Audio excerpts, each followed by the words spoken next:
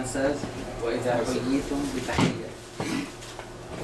If you are saluted by any type of salute, فَحَيُّوا بِأَحْسَنَ مِنْهَا أَوْ رُدُّوهَا. So you respond at least the same or even better.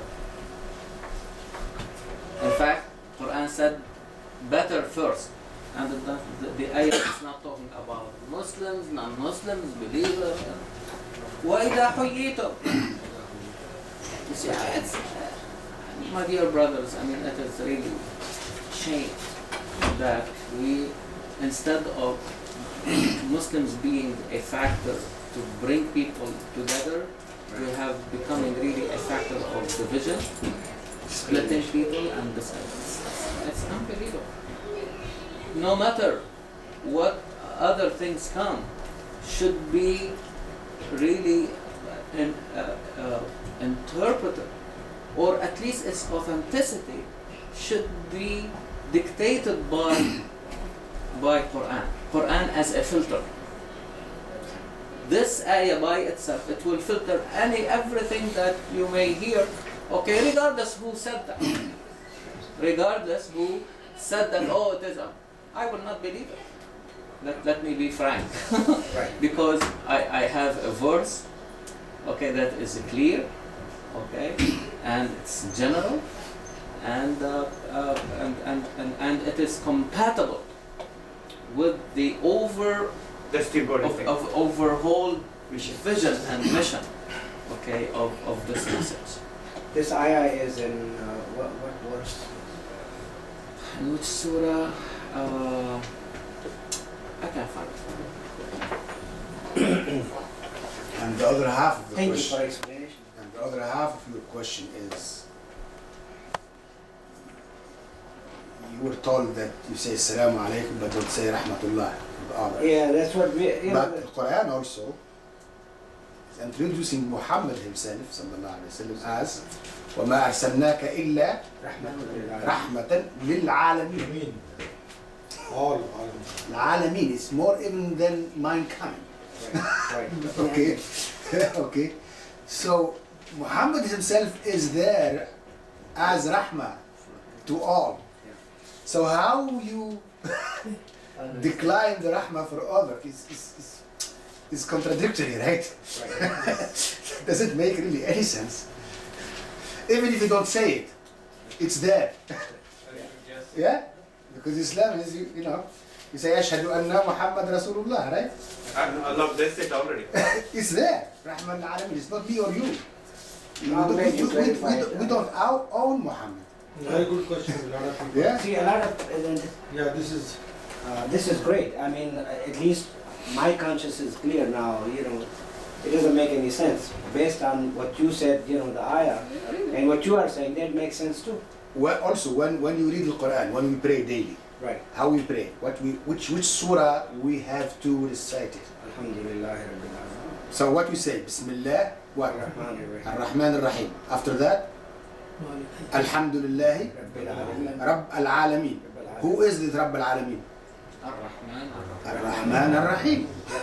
Yeah. So there is no way to implement Rabb al-Alamin is a sandwich between Rahmah. Bismillah ar-Rahman ar-Rahim. Alhamdulillah Rabbil Alameen. Ar-Rahman ar-Rahim. There is no way to talk to al-Alameen without having ar-Rahmah as a skill, not just word. There is no way. Yeah, I think I have similar questions. You know, I don't know. If somebody dies, so basically, you know, we make the prayer for the martyrs. Can we do same thing to the person non-Muslim dies? Yeah. What is the problem with that? No, I'm just asking. Yeah, no, I mean, Because I think mostly, I think what I heard I'm that answering by a question. What they're not Muslim, you cannot do that. What is the So problem? I mean, again, Quran. Okay. Is there a crime or a sin or a mistake more than making somebody divine? Is there more than that? This is the worst scenario that you can talk about. Okay. So in the day of the judgment, as Quran is telling us, again at the end of Surah Al-Ma'idah, There's a very interesting conversation that will take place between Allah subhanahu wa ta'ala and Isa alayhi salam. And Isa alayhi salam, Allah subhanahu wa ta'ala will ask him, did you tell people to take you as God or the Son of God? Isa alayhi salam said, oh my God, I didn't do this. And you were the one who were watching over us. وأنت رقيب عليهم. فلما توفيتني كنت أنت الرقيب عليهم. At least in my life I did not say that. After I died, you were watching over them. I was not there. If they have done that, but it is not me that I told them. But at the end, what did he say? إن تعذبهم. If you punish them, فإنهم عبادك. You have created them. They are their creation. Okay, you can. This is Allah subhanahu wa taala has absolute will and power to do whatever He wants. إن تعذبهم فإنهم وإن تغفر لهم. And if you forgive them, He did not say غفور رحيم. وإن تغفر لهم فإنك أنت العزيز الحكيم. And if you forgive them, not because because sometimes we may forgive because we are weak. We are unable to retaliate or make retribution or something like that. But he said, no, you do that out of power and out of wisdom. Aziz Hakim. He's not need. Is there something more powerful than? Is there more powerful than that? More than that, not more than that, but another very good example to implement what you are saying. You know, in Ghazwat Badr, Yeah. Al-Mushrik when, did very bad things to Muslim after they killed them. Tanfir, after they killed them, they mutilation. Exactly. But Muslim after that, they didn't do anything to Al-Kafir. They came there, they did all these bad things, they buried them. Because Islam honors human being. Okay? A human being is the purpose for this message. And this is, so it means we should feel, deeply sad when we lose any human being. So we are not there really to, Najee one time reminded me of this. It will come with us, inshallah, in the following weeks. يا أيها الإنسان ما غرك بربك الكريم. Allah subhanahu wa ta'ala is talking to the human being. How come you take me for granted? Okay, you like استغنى. But despite that, okay, الذي خلقك فسواك فعدلك في أي صورة ما شاء ركب. Allah subhanahu wa ta'ala has created this human being. Regardless what he does, remains a human being. And has to be dealt with as a human being. No torture, no mutilation, total respect, utmost respect. Regardless, you deal with that as a human being, as a creature created by Allah subhanahu wa ta'ala. You can denounce the actions of that person, you can criticize as much as you can, but you do not go beyond the limits. That this is a creature from Allah subhanahu wa ta'ala. He is talking to him, not me. ما غرك بربك الكريم. But yet he is still a human being. يا أيها الإنسان. يا أيها الإنسان. This is the essence. Another connected question was Mustafa said, in mosque I have seen we pray a lot saying, may Allah destroy all the non-Muslims. Oh my God. Across the board. Since I was, last 35, 36 years, all the time.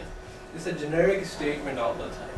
A lot of people who are not doing bad. It is not acceptable. So do you think it's still valid when It is not acceptable. Muhammad did not make any dua against anybody. But he was always Protection. make the dua for hidayah. That's what I was going to say. No, but It would brother, be better to say. you're saying something very good. You're saying people were doing that for last 36 years, right? At Yes. least you heard that. Yes. So did Allah accepted that dua? So we have to have to review. It's actually the inverse. So there's something wrong. It backfired Very also. good. Yeah, very good. Very so. Thank you for clarification. I think they're very good question. You open our eyes, you know. Yes. See how much we need to learn from these two people, right? I always say, my brother, I come here with 2 or 3 ideas, I come out at least with 10. Because of you. It's together. Because of you. It's a great it's a discussion. We learn from each other, but of course they have the knowledge and Like same thing in India, I have one of my best Hindu friend, very nice fellow. And really I have hard time to sometimes convince. He said, you call us kuffar. He's very knowledgeable in Arabic and Farsi. I said, why do you call me kuffar? You know? I said, this is very touchy subject, you know. So would you say what the kuffar actually by definition is? Denying, Who is kuffar? denying the truth. Intentionally or trying to, you know, You remember, I mean, I think last Eid al-Fitr, I think, I mean, Dr. Asi gave very interesting khutbah during Eid. And he emphasized the idea that kufr always something there. yeah. There is something called kafir or kuffar or something like that. And as if we are exonerated from or immune to a disease called kufr or shirk or any of you see what I mean? These are diseases that nobody is immune to them, but you have to work hard to protect yourself all the time. Okay, who knows the whole history of a human being? Somebody who is still alive. Okay, who knows? I mean, what would be the total history of that? To call that person, to give him a label that would stay with him all his life. I'm talking in the absolute and just in the absolute. Okay, regardless of which person I am talking to, it's not even fair or even true. Okay, this guy, even the one that personify this disease of kufr, next minute he may become a believer. Why not? Yeah. You see what I mean? So why but at the end of the day, okay, these are really, if you think about it and make really a deep thinking, okay, and analysis and introspection, you find that these diseases are rare or represent the outlier, if you like, along a very, very wide spectrum. But if we want really to go deeper, my brother, okay, more at the epistemological level, okay, so the origin our of the knowledge. thinking has not evolved. Although Quran from the beginning, okay, Quran is trying to liberate us from the binary thinking. Binary thinking, Yes, you understand it. yes. Yes and no, Logic. 0 and 1, kafir, mu'min. You see what I mean? Quran came and see how many situations Concepts. and concepts lie between on that whole spectrum between iman and kufr. Muslimat, mu'minat, mu'minin, mu'minat, qanitin, qanitat. You see, صائمين, صائمات, خاشعين, خاشعات. أهل الكتاب يأمرون بالقسط من الناس. الفاسقين, عاصين. I mean, there are so. You see what I mean? It's a very, very wide spectrum. Okay? Yes, there is a part that is positive and there is another part that is really negative. Okay? But Quran never told Muhammad sallallahu alaihi wasallam, I am sending you to the mushrikeen. Give me one verse in Quran where Allah subhanahu wa ta'ala told Muhammad that I am sending you to these people who are pagans. Give me one. Quran will call them أميين. هو الذي بعث في الأميين. And أميين means that these people have not received a message before. They have not seen the Old Testament, they have not seen the New Testament. Okay? These are Ummiyin. Not only that, but read the ayah after that. وَآخَرِينَ مِن دُونِهِمْ لَا تَعْلَمُونَهُم اللَّهُ يَعْلَمُ. How many Ummiyin we have today? Yeah. Like the people they are talking about. Instead of saying, okay, what is my role here? If Muhammad ﷺ was sent to the Ummiyin, okay, and he made of them the best literate people, okay, by the values of this new message, okay, what is our role? To call people names? And this is really our message? Is this our message? To call people names? Or to bring them, or to bring them, But if you sometimes believe you that you have something to put on the table, put it on the table. The question also.